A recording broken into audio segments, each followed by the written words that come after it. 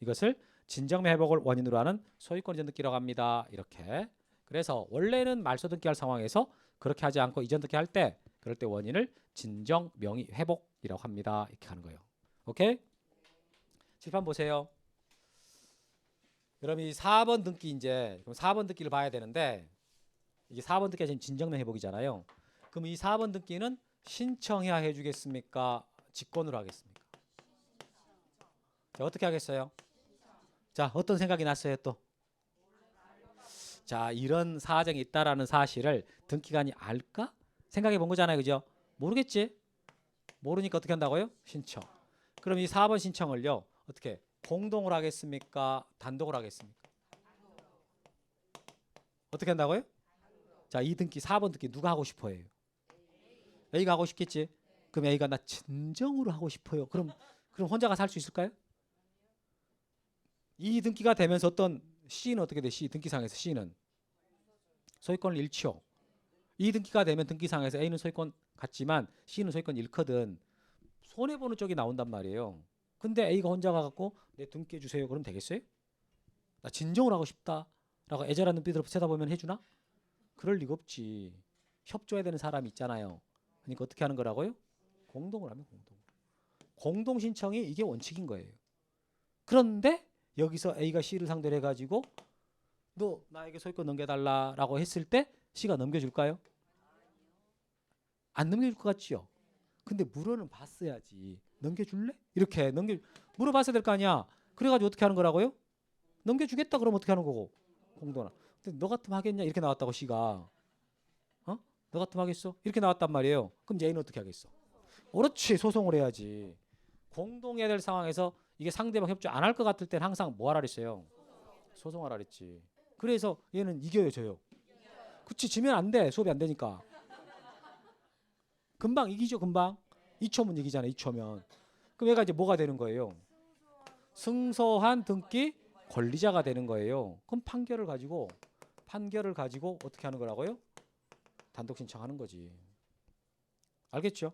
봅시다. 신청이. 자, 이미 자기 앞으로 소유권을 표상하는 등기가 되어 있었던 자는까지 거기까지만 줄쳐요. 거기까지만. 거기다 쓰세요. 등기 권리자. 등기 권리자. 현재의 등기 명의인과 줄치고 끊어서 줄쳐요. 줄치고 등기 의무자라고 써요. 그러니까 이 사람이 지금 등기부상에 지금 저 칠판에서는 C를 말하는 거예요. 등기 의무자가 C야. 등기 권리자가 A고 공동으로. 자, 공동으로 또는 판결을 받아 단독으로 진정명 회복을 원인으로 하는 소유권 이전 등기를 신청할 수 있습니다. 이렇게 가는 거라고. 원칙이 공동입니다. 협조 안 하면 소송해가지고 판결서 가지고 단독으로 한다. 오케이? 칠판 보시고. 그러면 이제 자, 이 4번 등기 해주세요라고 이제 4번 등기 해주세요라 신청서 쓸 거란 말이에요. 자, 신청서에다가 등기의 목적은 뭐라고 쓸까요? 등기의 목적? 여기 좀 봐봐요. 여러분 등기 목적은 무슨 등기할 거냐 이 말이거든요. 무슨 등기할 거예요? 소유권 이전 등기가 등기 목적인 거야. 이렇게. 그럼 이 등기를 하게 되는 등기 원인과 그 연월일. 자, 등기 원인은 진정명 회복이라고 쓰거든요. 연월일은 안 써. 쓰지 않아.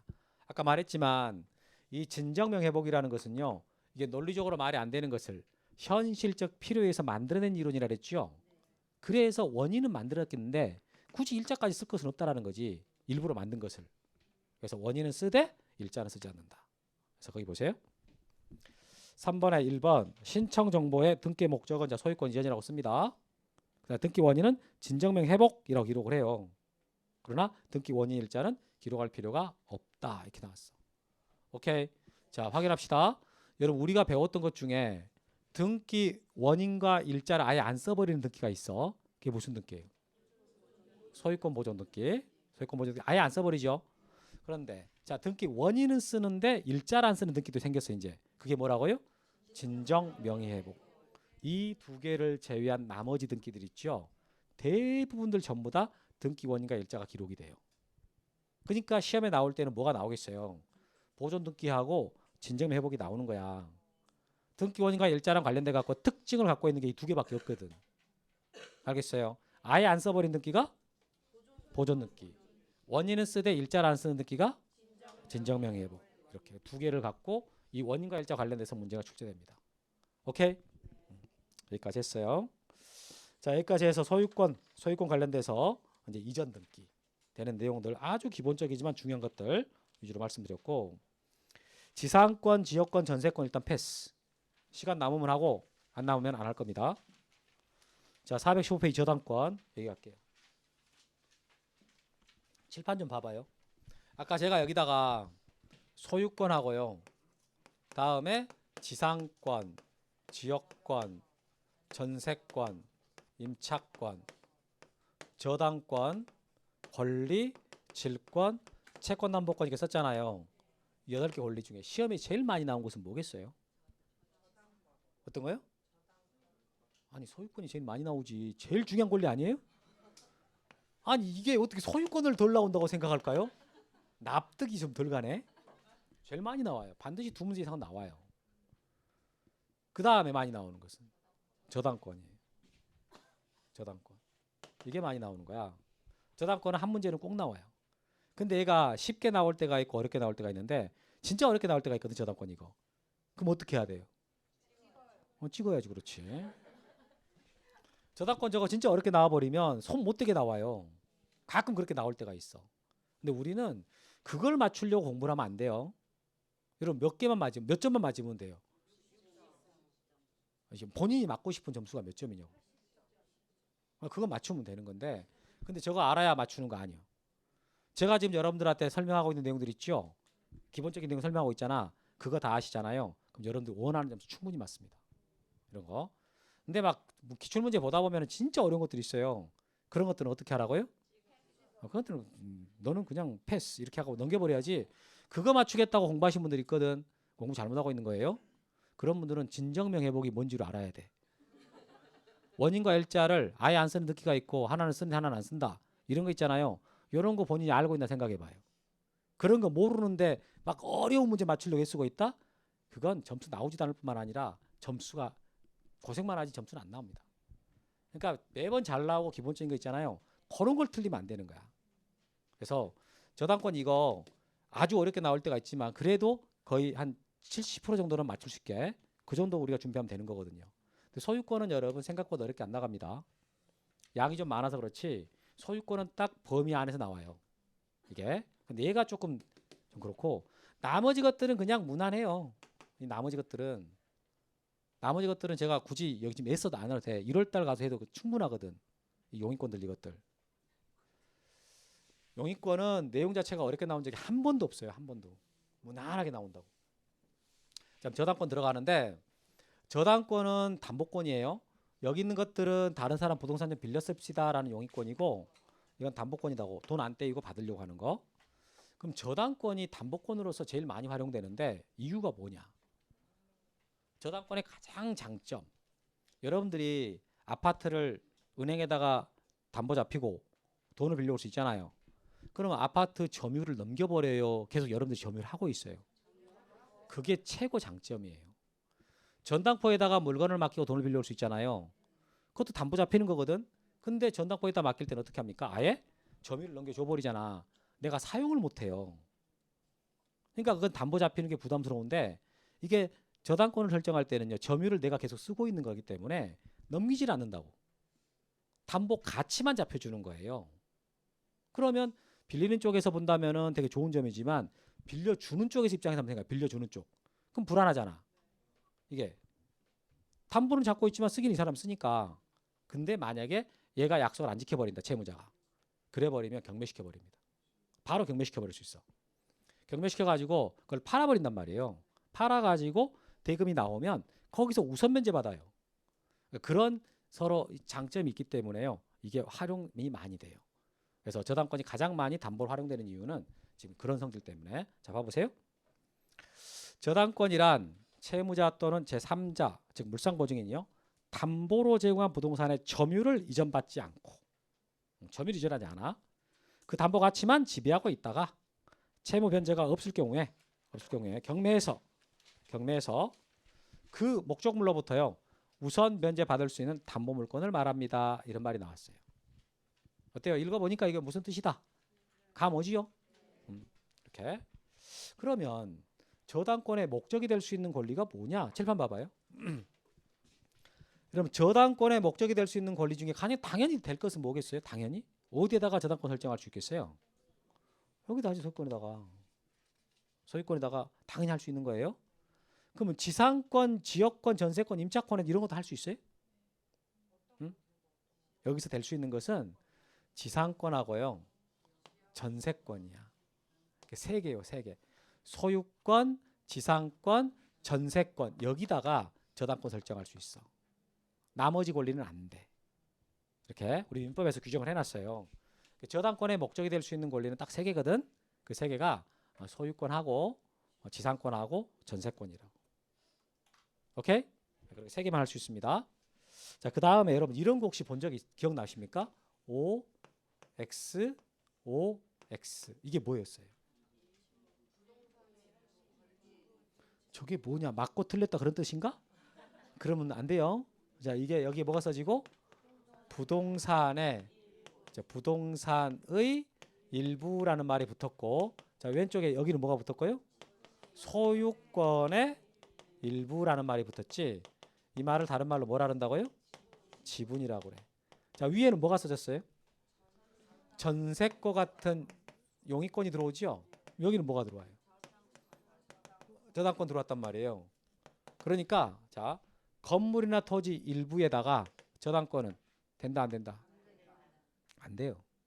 근데 소유권의 일부인 지분에다가는 저당권 할 수 있어요? 돼. 여기 지금 그거 써진 거야 이 말에. 이런 식으로. 그래서 객체 봐보니까 등기법상 저당권의 목적이 될 수 있는 권리는 소유권, 지상권, 전세권이 하나다 이렇게 돼 있잖아요. 줄 쳐놓으세요. 소유권, 지상권, 전세권. 줄 쳐놓으시고, 한편 저당권은 권리의 일부인 지분. 그 권리라는 말 소유권으로 바꿔주면 좋겠네, 그죠? 소유권의 일부인 지분에 설정할 수 있지만, 줄 쳐놓으세요 거기. 부동산 일부에는 설정할 수가 없다. 끊어주고. 다음에 저당권은 배타적 권리가 아니므로요, 동일 부동산에 순위가 같거나 다른 수개의 저당권 설정할 수 있습니다. 이런 말이 있거든. 여러분 저당권은 1순위 저당권, 2순위 저당권, 3순위 저당권 여러 개가 들어올 수 있죠. 그 말이야. 그 말이라고. 자, 하나만 더 설명하고 쉴게요. 여러분 여기 잘 들으세요. 쓰지 말고 잘 들어요. 그 이제 저당권 구조와 관련돼 갖고 되게 중요한 말인데, 갑이 있어. 갑이 이제 을한테 돈을 빌리러 갑니다. 그럼 이때 돈 빌리는 계약을 뭐 한다고, 무슨 계약 한다고 그래요? 오케이. 그럼 어려운 말 어떻게 배웠습니다. 금전 소비대차 계약이지. 이게 무슨 뜻이에요? 금전을 소비하려고 빌리는 계약이에요. 대차라는 말이 빌린다는 뜻이거든. 금전을 소비할 목적으로 빌리는 계약. 그럼 이 계약을 하면서 이게 돈이 빌려줬어요. 그럼 이제 뭐가 발생합니까? 채권이 발생한 거야. 채권. 1억을 빌려줬다 그러면 1억짜리 채권이 발생한 거예요. 이 계약 주체에서 이때 을을 뭐라 그러? 을을 을이 은행이야. 채권자하고 갑을 뭐라고요? 채무자. 그런데 여기서 을은 갑한테 지금 1억을 빌려줬잖아요. 그럼 안 떼이고 받아야 될 거 아니야. 안 떼이고 그걸 받으려면은 담보를 잡는단 말이에요. 그럼 어떻게 해야 돼? 담보 잡는 계약을 또 해야 돼. 담보 잡는 계약을 한단 말이에요. 이 둘이서 저당권 설정 계약을 하는 거예요. 저당권 설정 계약을 하는 거야. 그런데 저당권이라는 것은 물권이기 때문에 계약만 해가지고는 권리가 생기질 않아. 그래서 뭘 해줘야 돼요? 저당권 설정 등기를 해줘야, 그래야 저당권이라는 권리가 발생한다고요. 1억짜리. 그래서 을은 권리를 여러분 계약을 두 건 하고요, 권리를 두 개를 갖는 거예요. 을은 채권도 갖고요, 저당권을 갖는 겁니다. 권리를 두 개를 갖는 거예요. 그럼 이때 이 계약을 했을 때 이때 을을 뭐라고 그래요? 오케이, 저당권자라 그럽니다. 저당권자라 그러고, 그 다음에 갑을 뭐라 그래요? 저당권 설정자라 그러는 거예요. 저당권 설정자. 그러니까 계약을 두 건을 하기 때문에 돈 빌리는 계약 쪽에서는 채권자 채무자라는 말이 나오게 되는 거고 저당권 설정 계약 쪽에서 저당권자하고 저당권 설정자가 나오는 거예요. 알겠죠? 그럼 일반적으로 이 채권자하고 저당권자는 어때요? 같은 사람이어야 됩니까? 다른 사람이 됩니까? 원칙적으로. 원칙적으로 같은 사람이어야 되는 거야. 그런데 여기 채무자고 설정자는 같은 사람이어야 돼요? 다른 사람도 돼? 돈은 갑이 빌려갔어요. 근데 담보를 병이 잡혀줄 수도 있지. 그때 병 이 사람을 뭐라 그래요? 신 그래요? 신? 이때 병을 뭐라 한다고? 신? 돈은 갑이 빌려갔는데 담보는 내가 책임지겠다라고 담보 잡히는 사람 있잖아. 그 사람 뭐라 한다고? 보증인이죠, 보증인. 보증 쓴 사람이죠. 근데 뭘 갖고 보증 서? 부동산을 잡혀주지. 부동산 물건에다가 보증을 쓰잖아요. 그래서 물상 보증인. 물건에다 보증 쓴 사람, 물상 보증인 이렇게 말하는 거예요. 그러니까 이 채권자하고 저당권자 원칙적으로 같아야 되는데 이 둘은 달라도 돼. 근데 여러분들이 이걸 알려면은 계약을 두 건을 한다라는 구조를 알고 있어야 돼요. 돈 빌리는 계약과 담보 잡히는 계약이 두 개가 있다. 그래서 권리도 두 개가 생긴다. 이런 식으로. 그럼 어떤 게 주된 권리고? 채권과 저당권 중에 어떤 게 주된 권리겠어요? 아니 권리 중에 어떤 게 주된 권리냐고. 얘가 주된 권리야. 얘가 왜 주된 권리냐?